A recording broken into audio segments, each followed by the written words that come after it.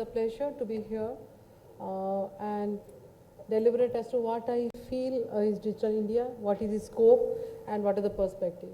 I also during the course would like to answer a few questions like whether we are in a position to deliver by 2020 or how we are going to go about it. Some of them, my thought, this is my thought, this is a personal opinion of the entire thing. Well, what is Digital India? There are a lot of visions, but to put it in a very simple language, it's IT plus IT equal to IT. That means the information technology plus Indian talent. People are not able to hear me? Okay. I thought I had a very loud voice. Okay. Basically, information technology and Indian talent, which we know we have got in abundance, it goes to India tomorrow. So IT plus IT makes it IT. That's what the essence of Digital India in my understanding. Now, all right, let's go a little more theoretical as to what is Digital India. There are some visions and there are some missions. So let's start with the visions. It's basically a program which will, or rather where we are planning that we should be able to develop India into a knowledge society. We all know information is power and knowledge is more than information. So we have to take the information to the knowledge stage and then make India very, very powerful with that. And I'm sure we all agree to the fact that in India we do have the talent, we do have the resources, and also the only thing we have to make is opportunities. Once we make the opportunities, getting there is not a very difficult job. And how do we go about doing it? Use technology so that we can reach there faster. Basically, Digital India is an umbrella program. It is nothing more than it's not that something new has been invented.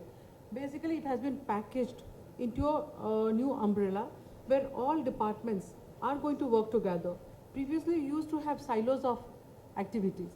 If it's a passport, then the passport department were issuing passport, everything was happening, in the normal process. If the police verification has to be done, somebody will send a letter and the nearest police station will send a person, go verify and come back. But in this umbrella program, the police department and the passport department, they have to work together, there has to be integration, and digital messages will go between the police stations and the passport offices, so verification will be done. Of course, the physical policeman has to go and verify, but the information can travel through the digital media. Going to integrate the 3G into Wi-Fi, come up with a NGN, make it more easy for people to easily migrate from the Wi-Fi to the from the existing 2G, 3G, and then they're just going to replace certain exchanges. Endpoint devices are not going to change. The handsets are going to be the same. So the cost is going to be minimized. We are not going to feel the cost of it much, but going to get better service. That is what Digital India is all about. And it's more than that, it's a branding. We know those who are in the marketing side, the product sells 50% due to the value of the product and 50% of the marketing. I remember when my children were small, they used to see in the television a Maggie ad and they will say we want to eat Maggie without knowing what Maggie is all about. Or probably they don't even know what is the taste. But you see on television, even today, if a brand is advertised more and more on the television during prime time or when the children see the program, they will come up and say, I want this product without knowing what the product is all about. So branding is very important. And Digital India is basically a branding on all the umbrella programs. So there are three missions, that is digital infrastructure and utility to every citizen. Governance and services should be on demand, like water on the tap or electricity on the switch, and digital empowerment of citizens. We have already discussed in the previous session as to high-speed internet, how internet or the infrastructure, telecom infrastructure is going to play a major role, because that is how connectivity will be achieved. One can get connectivity only through the telecom infrastructure. All the telecom companies have to play a very, very significant role in this, because without them, no services can be delivered, and service on demand cannot become a reality unless until we are all connected together. A connected India can only provide services to the people on demand. One is the network. The second thing is the points, access points. Only having the network is not enough. There should be enough access points because every citizen in the country cannot afford to have internet connection. So there have to be common service centers where people can come and access the facilities. There should be private space which is shareable on the cloud, and that not necessarily I have my private cloud. Only big organization, for example, we in NIC, we do have our own network called NIC, but then that is for the government. Government people can access NICnet from anywhere in the country, but that is not going to be shared with public because government networks and public network are going to be different. Through Digital India, there is an endeavor that using the public network, one can also configure to with their private cloud. Then the importance of, we just had a question to a previous speaker that how important is cybersecurity or how important is the security of the networks. Yes, that's true. Every day there are, if you look, some paper or other will report thousands of hackings, be it in India, be it in the US. Even though White House is not proof to cyber attacks, it is there because wherever anybody puts a law, people will be there to try to break the law. Sometimes for benefits, sometimes for kicks. That's also there. Lots of hackers and attackers are there. They do it for the sake of doing. They probably do not have any intention of stealing anything, but just to defend the site, just to say, post a message that yes, I got into a site without your knowledge. So we have to make our space very safe. Otherwise, how do we do money transactions? Unless until I am sure that whatever I do, my banking, my access to the bank is secure and nobody can hack my password, nobody can steal my money, I will not like to do that. I will not operate on that space. So we have to make sure that our networks are going to be secure and safe. There is a concept of digital locker, which in the Department of Information Technology we are going to propagate, where lot of documents, private personal documents, for example, my certificate, my birth certificate, my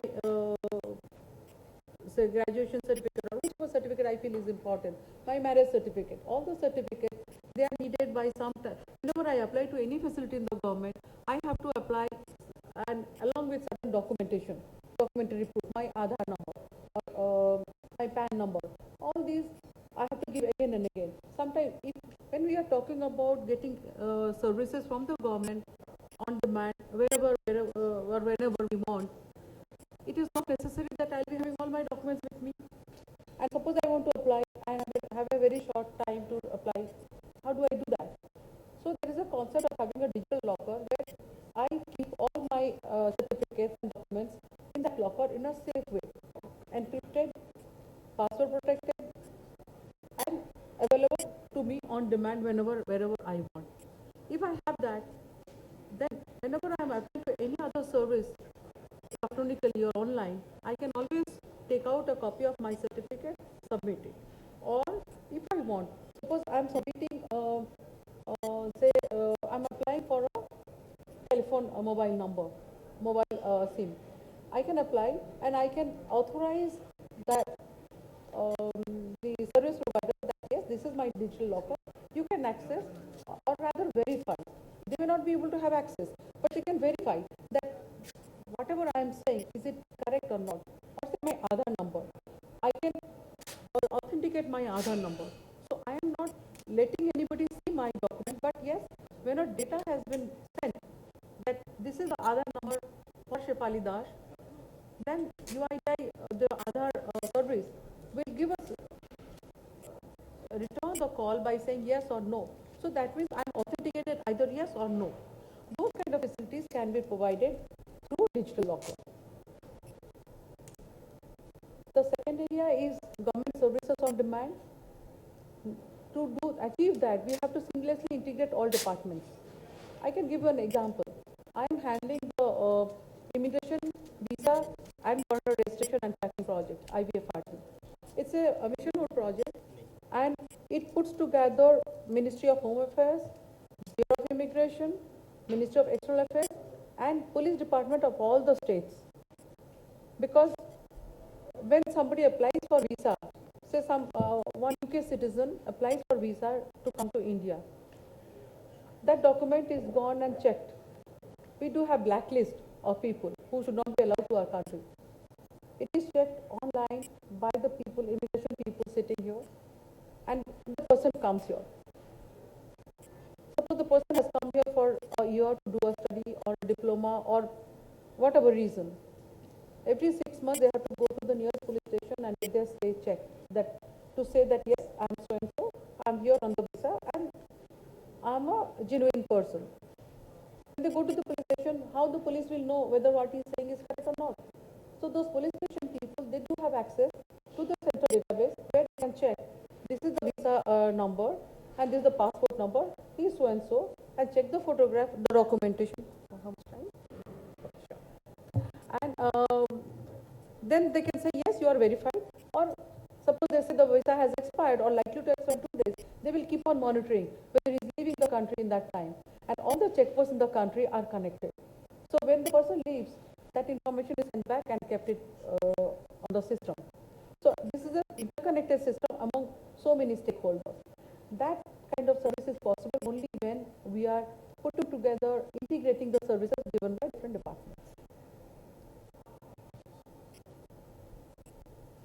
Digital empowerment of citizens can happen only through digital literacy. They should be able to access the resources. It should be in Indian language because many of our fellow countrymen do not know English, which is the favored language in computer space. So we have to give them service in their local language. That localization has to be there. Then there has to be collaborative digital platform for different governments to work together, or different layers of hierarchy in the government to put their data, put their information and keep their comments so that final decision is taken seamlessly. And portability of all entitlement through cloud. We have to have a cloud infrastructure where all services can be hosted. And when we put in the cloud, we know it is not space or location dependent. These are the 9 pillars. I will not be talking about all. I will talk only about 3 in which NIC is very, very seriously involved. The first one is e-governance, which is reforming government through technology. In this space, we in NIC, we are working on a lot of programs. We do have created many databases, land records. You start from land records, or even the elections database, the voters roll. All these things have been done by NIC. Within the department, when an office has to be done, e-office is there for their management of file tracking, for the knowledge sharing and the knowledge management. All this can be done through e-office. And we do also have a public grievance redressal. I am sure many of you must have put in some grievance to some department sometime or other. This PG is called PG portal of Government of India. So those are the applications which NIC has been doing. Similarly, the NEG 2.0, which actually is renamed as or christened as eKranti, NIC was very, very seriously with those items. We are working on many vision board projects where the scopes are being expanded, and we are using better technologies. We are coming to mobile. Let me give you some examples. Okay, let me give 2-3 examples of early harvest programs which NIC has been doing. So when we are doing this, I'll just give you an example. When our Prime Minister took over on 17th May of last year, he wanted to send greetings to everybody. So we set up a portal through which almost 8,000 digital designs have been put, and using that portal, anybody from anywhere choose a design and send greetings, any greetings to anybody free of cost through this portal. Also, the Prime Minister wanted to send messages to all elected panchayat, up to the panchayat level, the elected members. We created a portal called e-Sampark, a facility called e-Sampark, where a message goes not only from Prime Minister but from anybody. They can send it to those people, the elected representatives. We also created a portal called MyGov. I'm sure you must have heard about MyGov, in which people participate, they give their feedback, and also they can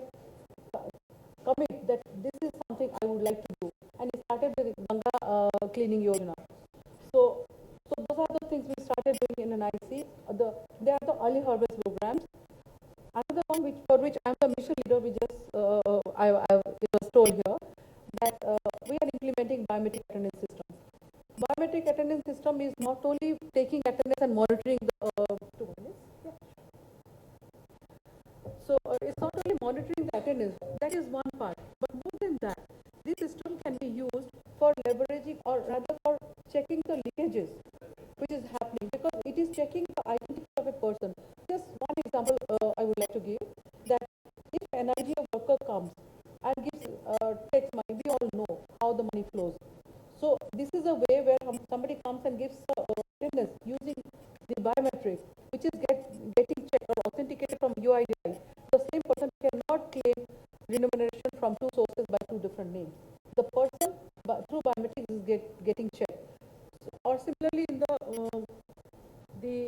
midday meal scheme, unless the child is present, you cannot claim that money has been spent on a meal for the child. Okay. Similarly, there are a lot of schemes which can be done. Well, I don't have much time, but I can also share one more information. I just came from President's house just before this, where Honorable President launched a Wi-Fi enablement of the whole President estate. That entire presidential estate has now been Wi-Fi enabled. There are 30 hotspots where the residents, public, or anybody who is doing anything official, unofficial within the estate can access Wi-Fi hotspots and go to internet. Most of the time it's free. So that is what we are saying, and this project was launched by NIC 2 months in advance. So this is again a proof that if we want to do, we can reach 2020 Digital India in time, well before time.